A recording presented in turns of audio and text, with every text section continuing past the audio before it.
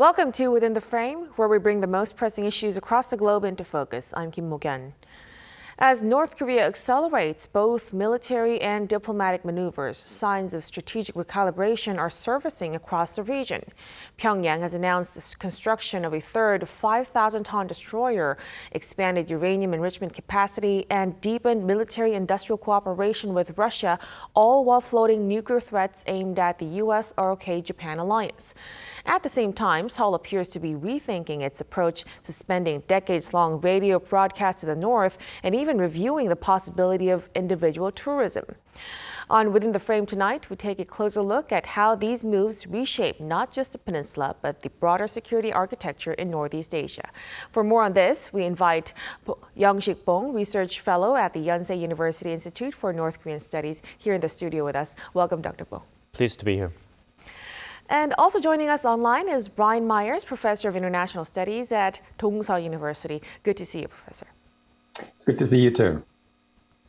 So let's begin our discussion right away with Dr. Bong with North Korea's latest announcement, of course. So on July 21st, Pyongyang has declared plans to complete its 5,000-ton Chehan-class destroyer by 2026, coinciding with Party Foundation Day. How do you read into the timing, and what does this signal about North Korea's broader maritime strategy? Given the nature of North Korean system ruled by absolute leader, people in the government or party or in the military cannot say no to whatever decision made by the supreme leader, in this case, Mr. Kim Jong-un. And Kim Jong-un, since his inauguration at the very young age of 27 in 2011, has been basically flailing. He has been busy launching many ambitious plans without projecting any reliable vision of converting North Korean economy and military in sustainable fashion. So we expect that North Korean military is going to launch another Chehan class, 5,000 ton and about 22 meter in length destroyer, after he has the launching events for the first two destroyers. But it is very suspicious whether these destroyers launched by North Korea can be actually in operation in battlefield situation. So the military officers are busy carrying out the mission instructed by the supreme leadership, but whether these destroyers, alongside with Kim Gun-ok, Young-ung, alleged nuclear submarine, are actually battle ready and operability. So we have to wait and see whether these destroyers, two of them already launched and many of them are coming, are actually just wasting very limited and precious resources of the North Korean state and the economy.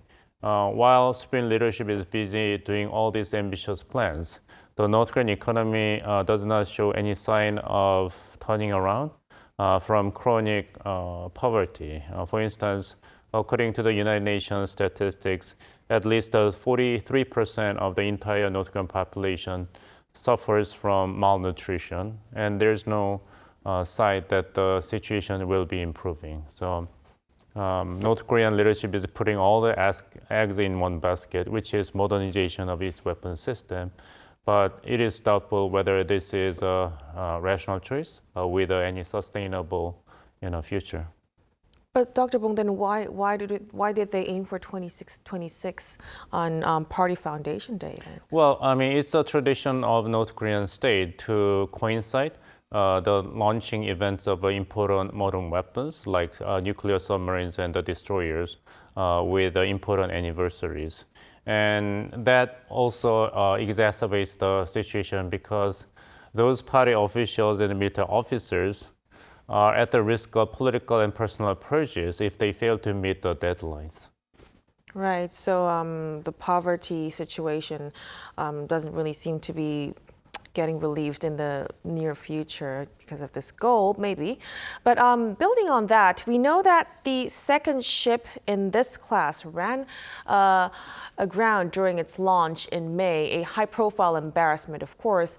But Kim Jong-un doubled down, promising 2 destroyers per year from 2025. Professor Myers, why does this insistence of naval expansion actually, what does it reveal about North Korea's military ambitions? Well, you know, just as Kim Jong-un said at the Nampo shipyard last April, his goal is nothing less than a blue water capability. In other words, he wants warships that don't just go up and down the country's 2 coastlines, but which can counter the dominance of enemy navies, mainly, of course, the U.S. Navy, on the high seas. And he says this is needed for defensive purposes. He says North Korea needs a blue water navy to prevent enemy forces from bringing reinforcements to a peninsular conflict. Now, we shouldn't take that at face value because obviously these ships could also be deployed during an offensive attack on South Korea. But I think we can take him at his word that his ambition is not to, say, expand maritime territory in the way that China has been doing. Now, this commitment to a stronger Navy, I think, also shows that he does not trust either the Chinese or the Russians enough to want to rely forever on their navies for protection. Now, as for internal messaging, I think it's significant that he's been talking about a Kim Jong-un style fleet. It's like he's branding it as his own. And I think this is because under the rule of his 2 predecessors, his father and his grandfather, the Navy was really just kind of a glorified Coast Guard. So this expansion gives him another way to win respect from the people as a leader in his own right. So it does really seem like the regime is expanding its military investment on that part. But it's not only that area. A recent report estimates that North Korea could theoretically produce over 125 nuclear warheads annually by next year. Dr. Bong, what are the implications for regional stability and if the North Korea continues to industrialize at this speed? Well, if North Korea is going to acquire more nuclear bombs, according to this estimate, then of course it's going to pose grave threat to regional stability, especially on the Korean Peninsula. But we have to be careful not to take this forecast at its face value, because being ambitious is free for any leadership, but carrying out ambitious plans is usually very costly because nuclear bombs are very difficult and costly to manufacture, but also to be maintained. For instance, according to SIPRI, think tank in Sweden estimates that the United States possesses approximately 3,700 nuclear bombs, following Russia with the most number of nuclear warheads, with 4,380.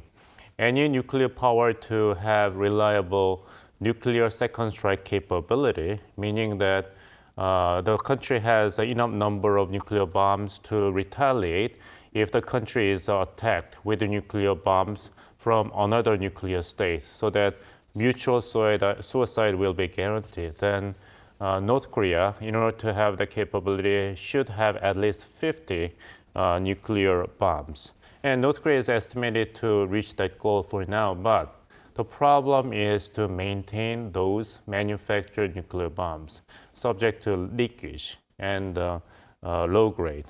So North Korea itself has spent approximately $1 billion only for the maintenance of the nuclear bombs and other nuclear related activities. So can North Korean regime and the military can afford this annual cost? And can North Korea can afford to produce and maintain even more nuclear bombs? There is this trade-off between butter and guns applicable to North Korean case as well. So if North Korea continues to walk on this path, then it will greatly undercut already drained economic capability of the state. And if South Korea is going to increase its own investment in military modernization in response to the Trump administration's pressure for more self-reliance and more military responsibility of South Korean military for the security and peace on the Korean Peninsula, then it will be quite self-defeating to North Korean regime and military, very similar to the case of the former Soviet Union, trapped into the losing end of the arms race with the United States toward the end of the Cold War. So we will have to be focusing on whether North Korea would be able to maintain this this production as well. Now, adding to this, the same report actually notes that the expansion of uranium enrichment facilities in Yeongbyon and Gangsan, potentially doubling protection lines. Professor Myers, how does this impact diplomatic leverage for future arms control negotiations? And do you think Seoul and Washington should shift their strategy from denuclearization to containment? Well, it's interesting that you ask about negotiations because we always tend to think that Kim is arming mainly in order to negotiate from a stronger position in the future. But at this point, I think Kim has pretty much given up on negotiating with the United States. I mean, sure, he's open to hear what Donald Trump has to offer, certainly. But when he's arming his military, he's not thinking, well, if I get this destroyer, if I get these missiles, I'll get a better deal down the road. As you know, America and Iran had a nuclear deal. Iran kept its side of the deal. America canceled it and bombed Iran. So if you're Kim, I think you're thinking, what's the point of talking to these people? And of course, he's broken agreements with Washington and Seoul himself, like the agreement with Washington in 2013. Now, clearly, denuclearization is just no longer feasible. I don't think anybody in the United States is seriously hoping for that. So the most we can hope for is containment. But even that would require the United States to establish a new relationship, not only with North Korea, but with the so-called authoritarian bloc as a whole. Because so long as Trump keeps attacking Iran and keeps supplying weapons to Ukraine and so on, Kim is going to go on fearing that America is out to destroy every country that defies the globalist order. So in my belief, little progress in negotiations is going to be made until the war in Ukraine ends at the very least. But yeah, we're going to have to shift from asking for denuclearization to pursuing containment instead. Right, so it does seem like North Korea kind of shifted its direction to deterrence and its own survival as well. Now, in parallel to these military developments, North Korea appears to be diversifying its strategic lifeline, especially through ties with Russia, of course. We're now seeing North Korean apples in Russian supermarkets and local brands filling trademarks and a $100 million bridge going up over the Tumen River. How should we interpret this economic engagement? Well, this ties into what Dr. Bong was saying about how expensive all this armament is. And you know, destroyers cost money, as do missile launches. So Kim, I think, is going to do whatever he can to increase North Korea's revenues. Now, he makes money from weapons sales too, of course, but it's not easy to supply weapons and keep your own military well armed at the same time, as South Korea is finding out right now. But, you know, increased trade, increased foreign tourism, exchange is good for domestic morale as well. It shows the North Koreans that their country's support for Russia is not a one-way street, that the two countries are helping each other in more ways than one. Now, that bridge over the Tumen River that you mentioned is especially significant. I mean, sure, it's a pretty small and narrow bridge by international standards. It's quite a cheap one too, but it does reflect a will on the part of both countries to sustain and deepen their relationship even after their military cooperation in the Ukraine war ends. But in contrast to this, South Korea actually, it seems to be exploring its own form of engagement with reports that the government is reviewing, resuming individual tourism to the north, a policy which is not seen since the Moon Jae-in administration, previous administrations, of course. How would you read into this efforts, Dr. Bong? Well, I guess it's a combination of a pursuit of genuine détente between the two Koreas and symbolic and temporary proofs of the intention on the part of Pyongyang to engage with South Korea when South Korea, you know, shows a olive branch to the leadership in North Korea. So we have to wait and see how these small steps initiated by the newly inaugurated Lee Jae-min government of South Korea is going to get actually materialized in near future. But I think the potential for success is quite limited because North Korean leadership made it really clear that it has abandoned the traditional policy in favor of eventual peaceful unification between the two Koreas, and it defined since December 2023 that the current relations between the two Koreas are the hostile in relations, confrontation between two adversary sovereign states. So if North Korea is going to respond to these initiatives of the engagement by Lee Jae-myung government, then it's going to pose a great challenge to Lee Jae-myung government of South Korea, because what if North Korea is going to agree upon engagement and negotiation between the two Koreas, but not through the ministries in charge of unification or detente, but inter-Korean relations, but what about foreign ministries of the two Koreas based upon the decision announced by the supreme leadership of Kim Jong-un? Then Lee Jae-myung government will be trapped in a very difficult position, whether it's going to respond to North Korea's own response by actually admitting that there's no inter-Korean relations between the two divided Koreas, but from this time on, all the dialogue and negotiation between North Korea and South Korea will be those between two sovereign states. So if these small steps will be materialized as small successes, and if North Korea is going to be aggressive on its own terms, then paradoxically speaking, the Lee Jae-myung government's position will be quite complicated and difficult. Right. So we will have to see how the North reacts to the latest moves. But in fact, I think we hear a reaction from North Korea lately in response to South Korea's full suspension of state-run radio broadcasts to the North. North Korea has now responded by halting its own jamming signals across most frequencies as of July 22nd.